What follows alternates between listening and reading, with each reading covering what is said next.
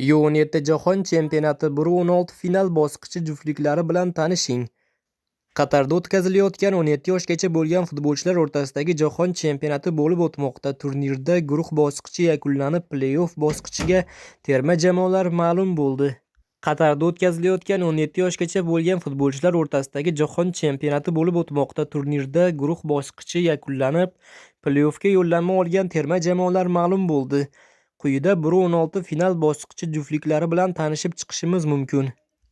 Argentina, Meksika, Portugaliya, Belgiya, Shveysariya, Misr, Irlandiya, Kanada, AQSh, Marokash, Zambiya, Mali, Braziliya, Uganda, Fransiya, Burkina Faso, Italiya, Tunis, Janubiy Koreya, Angliya, Venesuela, Shimoliy Koreya, Yaponiya, Janubiy Afrika, Avstriya, Chexiya, Xorvatiya, O'zbekiston, Senegal, Paragvay, Germaniya, Kolumbiya. Ma'lumot uchun, O'zbekiston o'smirlar terma jamoasi ushbu bosqichda Xorvatiyaga qarshi bahs olib boradi. O'yin 15-noyabr kuni o'tkaziladi. Agarda O'zbekiston terma jamoasi Xorvatiyani mag'lub etib, keyingi bosqichga yo'l oladigan bo'lsa, Chexiya hamda Avstriya g'olibi bilan to'qnash keladi. O'zbekiston terma jamoasiga omad tilaymiz va biz ishonamizki, ular albatta jahonda eng yaxshi terma jamoalardan biri ekanliklarini isbotlashadi. U17 Jahon Chempionati Panamani yanchib tashlagan futbolchilarimiz necha ballga loyiq ko'rildi?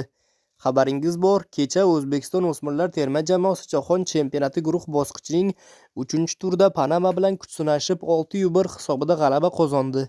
SofaScore portalining versiyasiga ko'ra, kechagi uchrashuvda o'yinchilarimiz olgan ballari quyidagicha ko'rinish olgan. Shuningdek, FlashScore portali o'z versiyasini ham taqdim etdi.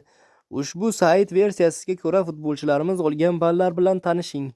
Vakillarimiz ushbu g'alaba orqali guruhdan 2-o'rin bilan keyingi bosqichga yo'l oldi va mazkur bosqichda Xorvatiya bilan kuch sinashadi.